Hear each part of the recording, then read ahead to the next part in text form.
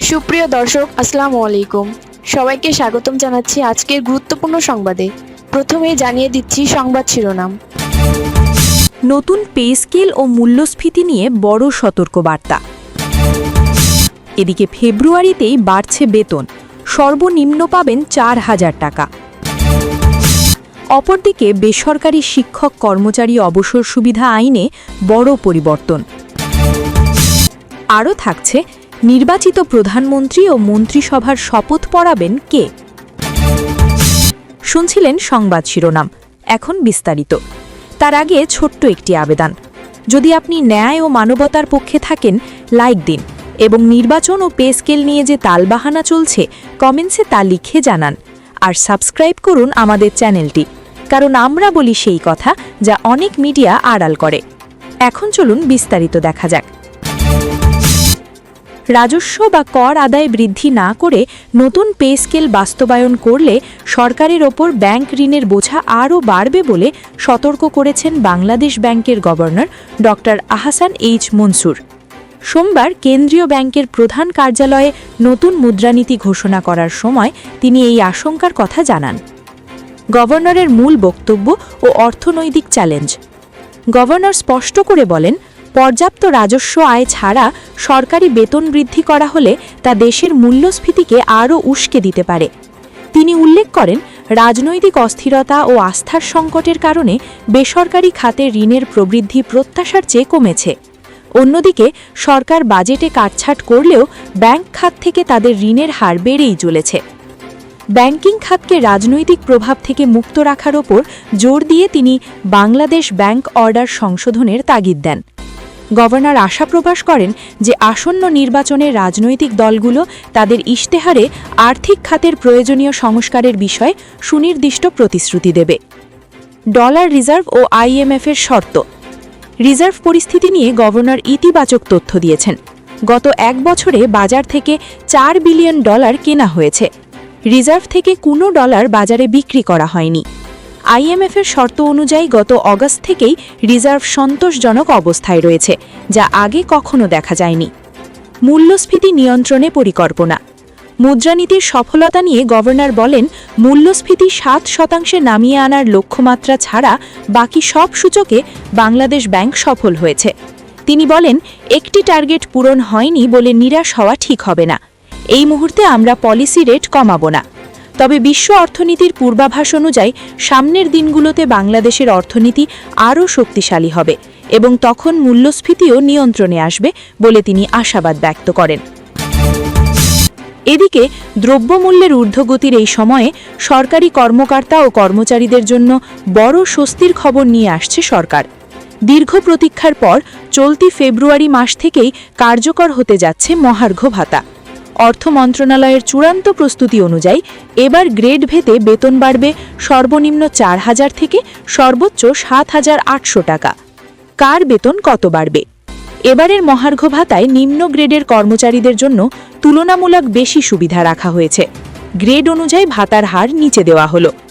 ১১ থেকে ২০তম গ্রেড মূল বেতনের ২৫%, ৪ থেকে ১০ম গ্রেড মূল বেতনের ২০%, ১ থেকে ৩য় গ্রেড মূল বেতনের ১০%।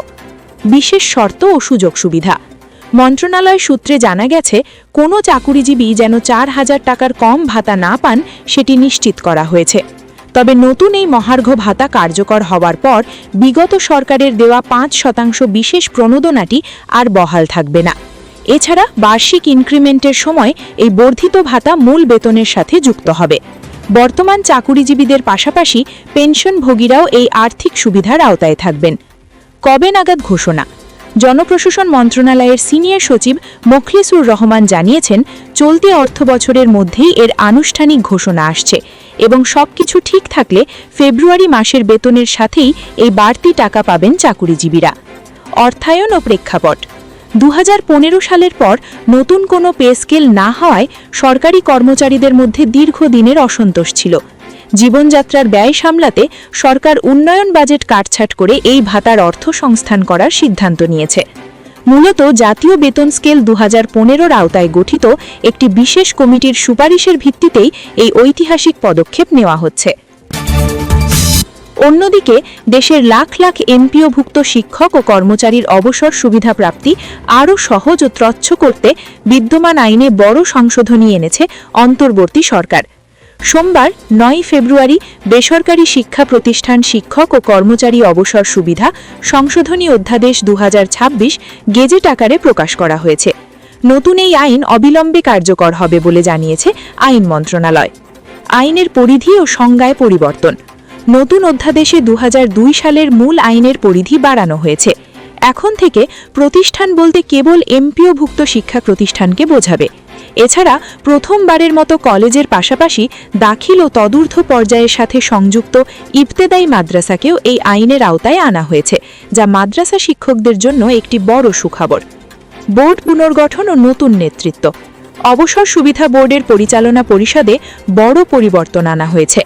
চেয়ারম্যান মাধ্যমিক ও উচ্চশিক্ষা বিভাগের সচিব, ভাইস চেয়ারম্যান মাধ্যমিক ও উচ্চশিক্ষা অধিদপ্তরের মহাপরিচালক, সদস্য সচিব সরকার কর্তৃক প্রেষণে নিযুক্ত একজন পরিচালক এই পদের দায়িত্ব পালন করবেন।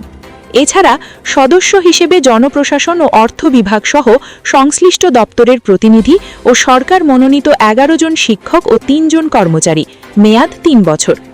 পাওনা পরিশোধে বিশেষ সুবিধা। শিক্ষকদের স্বার্থ রক্ষায় একটি নতুন ধারা যুক্ত করা হয়েছে। যদি কোনো কারণে বোর্ড গঠন করা সম্ভব না হয়, তবে শিক্ষকদের পাওনা আটকে থাকবে না। সরকারের অনুমোদন নিয়ে অন্তর্বর্তীকালীন ব্যবস্থার মাধ্যমে দ্রুত অবসর সুবিধা প্রদান করা যাবে। তহবিল ব্যবস্থাপনায় কড়াকড়ি ও ত্রচ্ছতা। তহবিলের অর্থ অপচয় রোধে কঠোর নিয়ম করা হয়েছে। এখন থেকে বোর্ডের স্থায়ী তহবিলের অর্থ সরকারের অনুমতি নিয়ে কেবল রাষ্ট্রায়ত্ত বাণিজ্যিক ব্যাংক, সরকারি বন্ড বা বিলে বিনিয়োগ করা যাবে। এই অর্থ অন্য কোনো কাজে ব্যয় করা যাবে না। তহবিলের যাবতীয় কাজ পরিচালনার জন্য একটি সুনির্দিষ্ট সাংগঠনিক কাঠামো ও প্রবিধান থাকবে। সরকারের এই উদ্যোগের ফলে অবসরপ্রাপ্ত শিক্ষকদের দীর্ঘদিনের ভোগান্তি কমবে এবং ত্রচ্ছতার সাথে দ্রুত অর্থপ্রাপ্তি নিশ্চিত হবে বলে আশা করা হচ্ছে।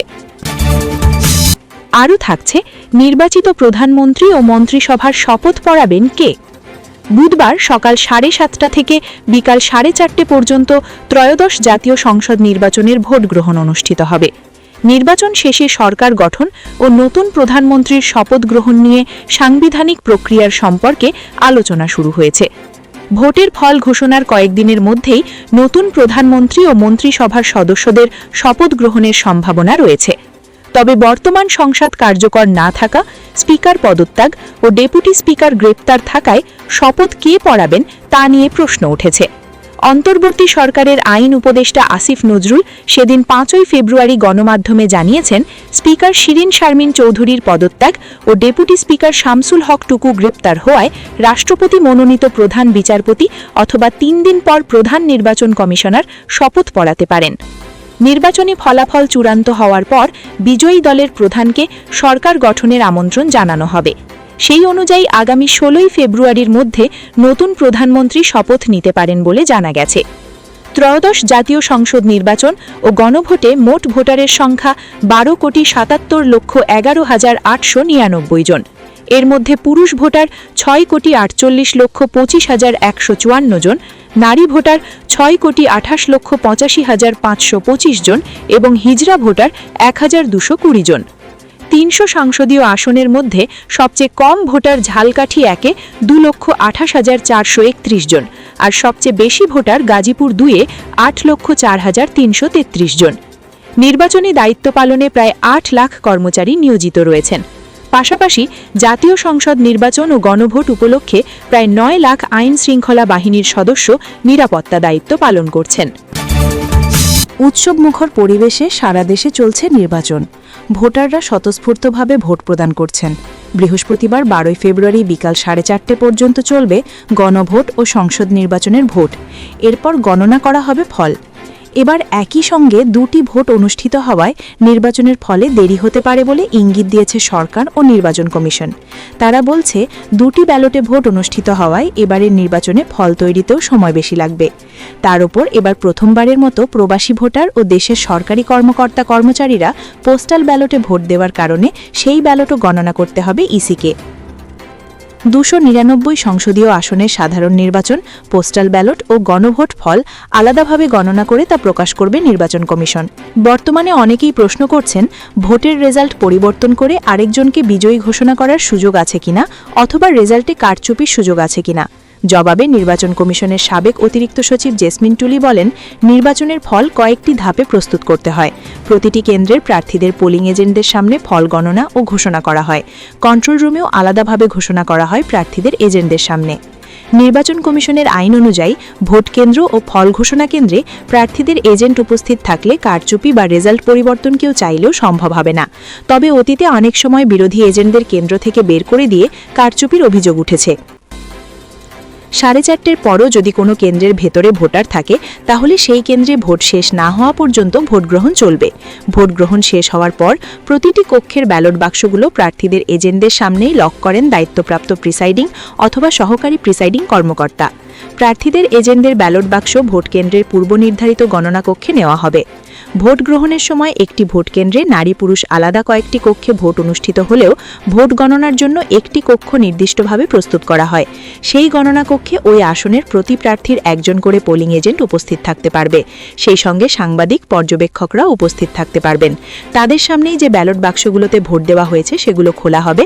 তাদের সামনেই বক্স নম্বর ও লক নম্বর মিলিয়ে নেওয়া হবে। এরপর প্রতি কক্ষের ব্যালট বাক্সগুলো একটা একটা করে লক খুলে ব্যালট পেপারগুলো মেঝেতে ঢালা হবে। এরপর পোলিং অফিসার, সহকারী প্রিসাইডিং কর্মকর্তা ও প্রিসাইডিং কর্মকর্তা ভোট গণনা শুরু করবেন। এরপর সংসদ নির্বাচনের সাদা ব্যালট আর গণভোটের গোলাপি ব্যালট আলাদা করে ফেলবেন ভোট গ্রহণ কর্মকর্তারা। নির্বাচন কমিশনের সিনিয়র অতিরিক্ত সচিব মতিউর রহমান বলেন, আলাদা দুই ধরনের ব্যালট বান্ডিল করতে যদি দেখা যায় যে কোনোটি ছেঁড়া বা সঠিকভাবে সিল দেওয়া হয়নি, সেই ব্যালটগুলো আলাদা করা হবে। এছাড়া যদি কোনো ব্যালটে সহকারী প্রিসাইডিং কর্মকর্তার স্বাক্ষর না থাকে, সেগুলো বাতিল ব্যালট হিসেবে গণ্য হবে। এরপর প্রতীক ভিত্তিক আলাদাভাবে ট্যালি করে গণনা করা হবে ব্যালট। এক্ষেত্রে নির্বাচন কমিশনের নির্দেশনা নির্ভুলভাবে গণনা করা। একই সময় গণভোটের আলাদা ব্যালটগুলো হ্যাঁ এবং না দুই ভাগে আলাদা করে সেগুলো সঠিকভাবে গণনা করবেন ভোট গ্রহণ কর্মকর্তারা। নির্বাচন বিশ্লেষক ও সাবেক ইসি কর্মকর্তা জেসমিন টুলি বলেন, এবারের নির্বাচনে 2টি ব্যালট থাকায় গণনা ও ফল ঘোষণায় দেরি হতে পারে বলে বলা হচ্ছে। কিন্তু একই সাথে যদি দুই ধরনের ব্যালট দুটি টিম করে গণনা করা হয়, তাহলে এক্ষেত্রে খুব একটা দেরি হওয়ার সুযোগ নেই। 2টি ব্যালট আলাদাভাবে গণনা শেষে নির্বাচন কমিশনের সুনির্দিষ্ট ফর্মে কেন্দ্রভিত্তিক রেজাল্ট শিট প্রস্তুত করা হবে। সংসদ নির্বাচনের জন্য 16 নম্বর ফর্মের যে রেজাল্ট শিটে প্রতিদ্বন্দ্বী প্রার্থীদের নাম, ভোটের সংখ্যা, বাতিল ভোটের সংখ্যা, মোট প্রদত্ত ভোটের সংখ্যা স্পষ্ট করে লিখতে হয়। নির্বাচন কমিশন কর্মকর্তা মতিউর রহমান বলেন, রেজাল্ট শিটে ভোটের সংখ্যা অঙ্কে ও কথায় দুভাবেই লিখতে হবে। কোনোভাবেই শুধু অঙ্কে লেখা যাবে না, কোনোভাবেই কাটাছেঁড়া করা যাবে না। এতে রেজাল্ট নিয়ে সন্দেহ তৈরি হতে পারে। এই রেজাল্ট শিটে মোট ভোট সংখ্যা, বাতিল ভোটের সংখ্যা, বৈধ ভোটের সংখ্যা ও প্রার্থীদের ভোটের সংখ্যা সবকিছুর মোট প্রদত্ত ভোটের সঙ্গে মিল থাকতে হবে। এই রেজাল্ট শিট প্রস্তুত হওয়ার পর তাতে প্রিসাইডিং কর্মকর্তা ও পোলিং এজেন্টরা স্বাক্ষর করবেন। এরপর চূড়ান্ত ফলের 7টি সেট প্রস্তুত করতে হয়। সেখান থেকে একটি কপি ভোট কেন্দ্রের নোটিশ বোর্ড কিংবা কেন্দ্রের উন্মুক্ত স্থানে টাঙিয়ে দেবেন ভোট গ্রহণ কর্মকর্তারা। বাকি সেটগুলোর মধ্যে 2টি সেট কেন্দ্রের ব্যালট ও নির্বাচনী সরঞ্জাম যে বস্তায় রাখা হয়, সেই বস্তার মধ্যে 2টি কপি রেখে বস্তাটি সিলগালা করা হবে। 2টি কপি প্রিসাইডিং কর্মকর্তা হাতে করে নিয়ে যাবেন সংশ্লিষ্ট আসনের রিটার্নিং কর্মকর্তার, জেলা প্রশাসক, বিভাগীয় কমিশনার অথবা অঞ্চলভিত্তিক নির্বাচন কর্মকর্তার কাছে। কেন্দ্রের রেজাল্টের আরেকটি কপি প্রিসাইডিং কর্মকর্তা নিজের কাছে রাখবেন। আরেকটি সেট তিনি নির্দিষ্ট খাপে পাঠিয়ে দেবেন নির্বাচন কমিশনকে। এর বাইরেও প্রতিদ্বন্দ্বী প্রার্থীর এজেন্ট কিংবা সাংবাদিক বা পর্যবেক্ষকদের কেউ যদি কেন্দ্রের ফলের কপি চান, সেটি তাদের কাছে হস্তান্তর করা হয়ে থাকে। এভাবে বিভিন্ন কেন্দ্রের ফল সংগ্রহ করে নির্বাচনে অংশগ্রহণকারী প্রার্থীরা আনুষ্ঠানিক ফল ঘোষণার আগেই জয় পরাজয় সম্পর্কে একটা ধারণা পেয়ে থাকেন। এই কার্যক্রম শেষ হলে সরাসরি কেন্দ্রের প্রিসাইডিং কর্মকর্তা এবং অন্তত 2জন সহকারী প্রিসাইডিং কর্মকর্তা এবং পুলিশ ও আনসারের নিরাপত্তায় সংশ্লিষ্ট আসনের অ্যাসিস্ট্যান্ট রিটার্নিং কর্মকর্তার কার্যালয় বা নির্বাচনী কন্ট্রোল রুমে চলে যাবেন। সহকারী রিটার্নিং কর্মকর্তার অর্থাৎ উপজেলা নির্বাহী কর্মকর্তা বা উপজেলা নির্বাচন কর্মকর্তার কার্যালয়ে ফলের কপি এবং গণনাকৃত ব্যালট জমা দেবেন। এই রেজাল্ট পাওয়ার পর সেটি সহকারী রিটার্নিং কর্মকর্তার কার্যালয়ের কন্ট্রোল রুম থেকে কেন্দ্রভিত্তিক ফল প্রার্থীদের এজেন্টদের উপস্থিতিতে মাইকে ঘোষণা করবেন। কোনো কেন্দ্রের ফল মাইকে ঘোষণা করার আগে পর্যন্ত সেখানে ওই কেন্দ্রে থাকতে হবে প্রিসাইডিং কর্মকর্তাকে। কেন্দ্র থেকে ফল আসার পর রিটার্নিং কর্মকর্তা কেন্দ্রভিত্তিক ফলের সঙ্গে পোস্টাল ব্যালটের ভোটও গণনায় যুক্ত করবেন। পোস্টাল ব্যালটের খাম যখন খোলা হবে তখনও সেখানে ওই আসনের প্রতিদ্বন্দ্বী প্রার্থীদের পোলিং এজেন্ট উপস্থিত থাকবেন। এজেন্টদের সামনেই খোলা হবে পোস্টাল ব্যালট। সেই ব্যালটও একইভাবে গণনা করে আসন ভিত্তিক চূড়ান্ত ফল প্রস্তুত করা হবে। চূড়ান্ত ফল রিটার্নিং কর্মকর্তা কেন্দ্র থেকে ঘোষণা করবেন। সেখানে প্রার্থীরাও উপস্থিত থাকতে পারবেন। যদি গণনা বা রেজাল্ট নিয়ে কোনো প্রার্থীর আপত্তি থাকে তাহলে তিনি নির্বাচন কমিশনের কাছে পুনর্গণনার আবেদন করতে পারেন। যদি কমিশন অনুমতি দেয় তাহলেই কেবল পুনর্গণনা করা হতে পারে। এছাড়া যদি কোনো প্রার্থীর এই ফল নিয়ে আপত্তি থাকে তাহলে ভোট শেষ হওয়ার পরই নির্বাচনী ট্রাইব্যুনালে এ নিয়ে মামলা করতে পারবেন।